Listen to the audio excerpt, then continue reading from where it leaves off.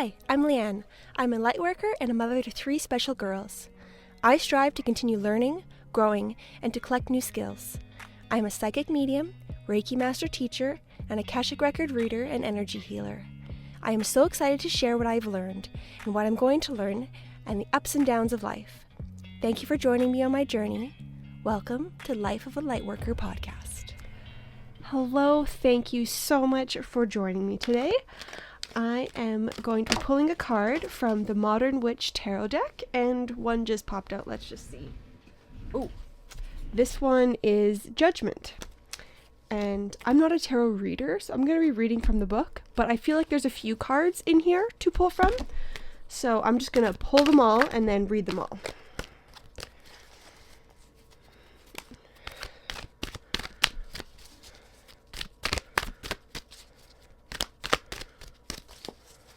Okay, the next card is Six of Cups.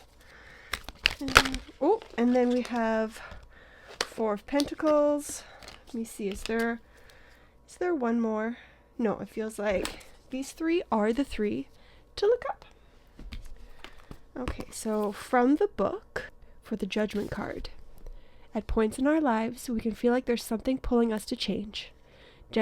Judgment calls down to us in the form of a benevolent angel and presents us with the crossroads on her banner. As humans, we aren't alone in this world, but surrounded by others, struggling each in their own way. Through compassion, love, and desire to be better people, we reach up towards this lofty goal of self-actualization to enrich the world and others around us. Only through responding to the call can we become truly alive. It's not about judging others, but judging ourselves. There are times to be kind to ourselves, and there are times for some tough love. Now is one of those times. There's an important change needed for you to reach new heights, but you're prepared. Your past self is behind you, and the future calls. Examine yourself and your choices honestly. Is this the best you? This one is Six of Cups. You're being called to embrace family and friends with kindness and compassion. Spread your love and sweetness to those you care about, and nurture your connections. You might also be feeling a little nostalgic. Maybe there's something painful from your childhood that needs examining. Just don't forget to be kind to your past self. Embrace them. And now, Four of Pentacles. You've been busy with your balancing act, tightly clutching all your money and material things close in order to help you feel safe and stable. It's been working for a while, but somehow you still can't relax. You might need to give up a little control because all this stress about money isn't making you happy. I feel like these work together really well, starting from a place of judgment or lack thereof, and releasing judgment that you hold for other people. So coming more from a place of love. And I like the idea of tough love for yourself when it's needed. So not letting yourself fall into the same patterns and looking at yourself objectively. And because we're in this, we're all being called to walk a new path, do things differently, shake things up, and we want change in our lives and the world. So what has to happen is we need to change. And the only way we can change is to be able to look at ourselves and see what needs to be changed. There's really no other way to do it in an aligned way, because otherwise people are forcing you to change and then there's resistance. We have to choose to change. We have to want to change. And that's why I really like the Six of Cups, where you're sharing your bounty, your love with other people. And they can share their love with you. This is the support. This is the community. This is helping each other through this change. Supporting each other through this change. And then the Four of Pentacles, where you're holding on to your money. I think it feels to me like holding on to your beliefs, holding on to the things that you think will keep you safe. But we need to those very things could be the things that are holding us and stopping us from changing. So we need to work on releasing them, realizing they aren't needed to be safe. And I think if you just take them away, there's a lot of dysregulation and fear, but learning new skills, learning new ways to be safe is going to be really important. So I feel like this has a lot to do with connecting with your body, connecting with yourself, connecting with your emotions, and not suppressing and holding back and holding yourself into a box and feeling like that box is going to keep you safe. Because we've all been told you need to do X, Y, Z to be successful and happy. And those of us who have attained the XYZ are still not happy. So it would be logical if we look at those people and we're like, hey, they achieved all those things we've been told that we need to get to be happy, and they're still not happy. Instead of thinking, what's wrong with them for not being happy? What's wrong with what we were being told? What we were being told is not the keys to happiness, is not how we be fulfilled and find purpose.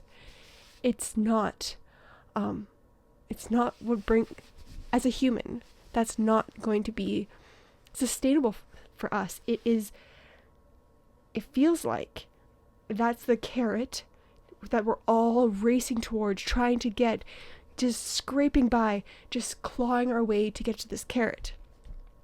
That carrot's not actually what we want. We've just been told over and over and over again, that's what we want. So we start to believe it.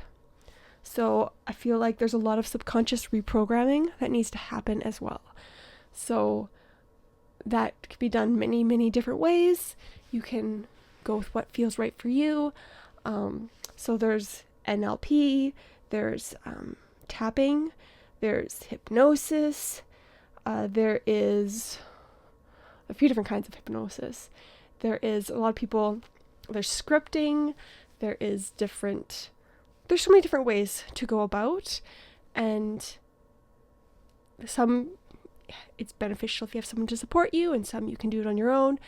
There's so many different journeys forward to help with the subconscious reprogramming, but I think just knowing what the part that needs to be changed, to be rewritten, is the main hurdle.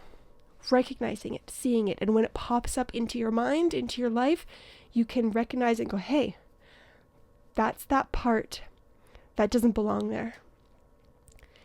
And stopping it in the moment and finding the new thought, the thing that feels aligned for you to kind of replace it with, is a helpful step forward so that you can start to recognize what thoughts and feelings and desires are yours and somebody else's or the world have been pushed upon you. So weeding through all of those so that you can start to recognize what actually... I feel like this also is a time where we are being asked to look at our shadows, to do shadow work, to do inner child work, some people who don't know what shadow work is. It's looking at those parts of ourselves that we have hidden, that we don't like, that we have suppressed. And we are shining a light on those shadows so that we can see them for what they really are, and we can work through them and heal them so that they don't hold us down. They don't take up space in our bodies, in our energies, when they don't need to. And we can have more space, more energy for things that we truly want and are aligned for us, and we can get the energy moving. So a lot of this, the one card specifically said inner child work.